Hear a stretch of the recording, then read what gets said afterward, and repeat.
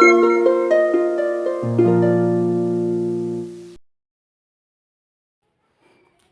प्यारे बच्चों, आप लोग बहुत अच्छे से होंगे।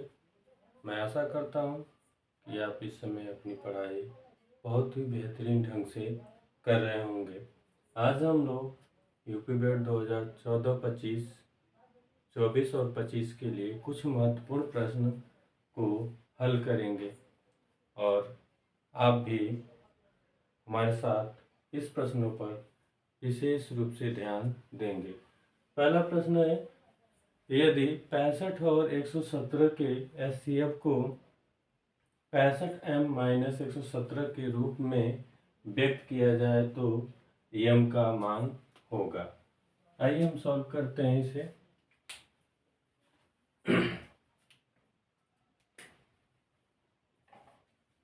इसे सॉल्व करते हैं। 65 और 117 का गुणनखंड करते हैं। पहले गुणनखंड इसलिए करेंगे,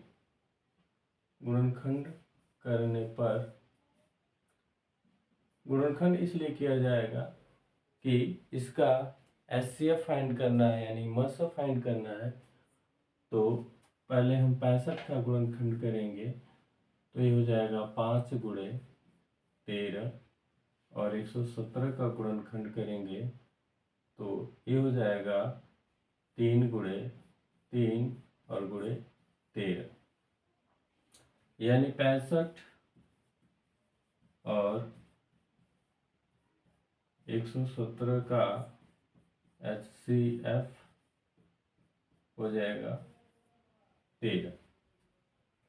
इस प्रकार से 13 हो जाएगा, यानी कह सकते हैं 65m-117 का जो मान होगा वो 13 के बराबर हो जाएगा। तो 65m-117 बराबर 13 लिख लेंगे, और 65m बराबर इस -117 को हम जब पक्षांतर करेंगे इधर तो हो जाएगा +117।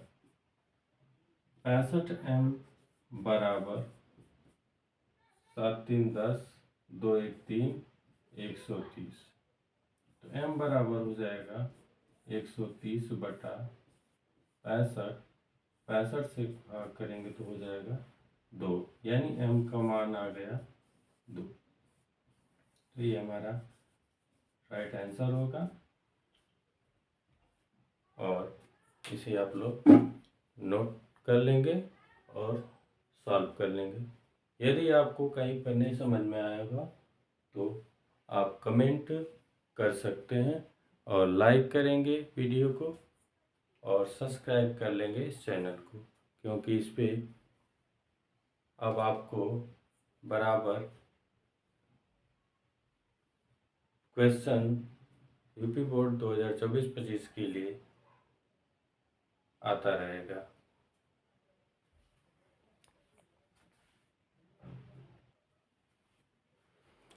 आइए हम लोग दूसरा क्वेश्चन सॉल्व करते हैं। दिया गया है लस 132 और 288 का 3168, तो मस 132 और 288 का होगा।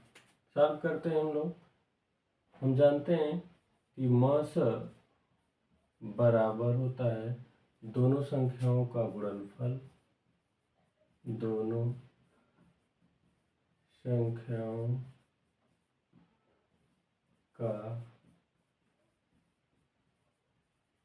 गुणनफल बटे लस। ये सूत्र है मस और लस ज्ञात करने का। यदि किसी संख्या का लस दिया हो तो मस ज्ञात करने के लिए हम दोनों संख्याओं के गुणनफल में लस से भाग कर देते हैं। यदि मस दिया गया है तो लस प्राप्त करने के लिए हम दोनों संख्याओं के गुणनफल में मस से भाग कर देते हैं।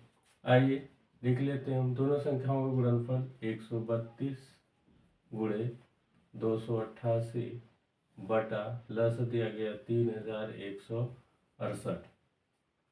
अब ऐसी बड़ी संख्याओं को काटना थोड़ा मुश्किल है, लेकिन अगर हम थोड़ा ट्रिक से और डिविजिबिलिटी यानी विभाज्यता के नियम से ध्यान देंगे तो आसानी से कर सकते हैं।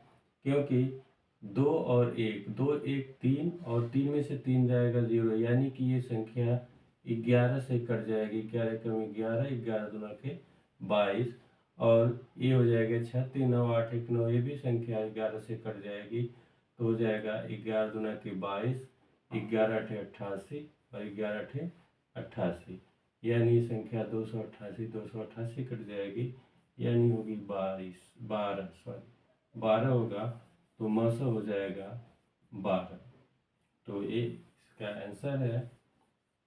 आप लोगों को आशा करते हैं कि समझ में आ गया होगा कि यदि लस दिया गया है तो मस ज्ञात करने के लिए दोनों संख्याओं के गुणनफल में हम लस से भाग कर देते हैं और इस प्रकार से मस प्राप्त हो जाता है।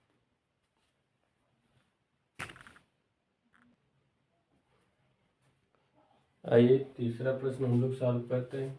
देखते हैं, दिया गया है निम्न संख्या में परिमेय संख्या है √9, √3, √10.1, 0.10101010।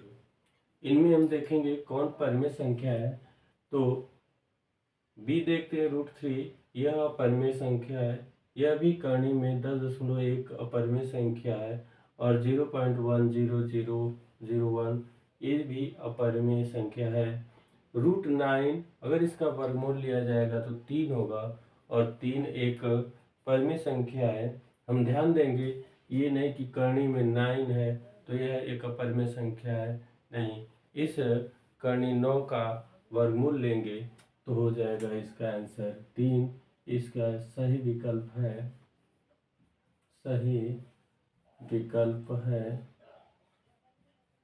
ए, कर्णी में 9 एक परिमेय संख्या है, एक परिमेय संख्या है। इस प्रकार से हम ध्यान से सवाल को देखेंगे और सॉल्व करेंगे।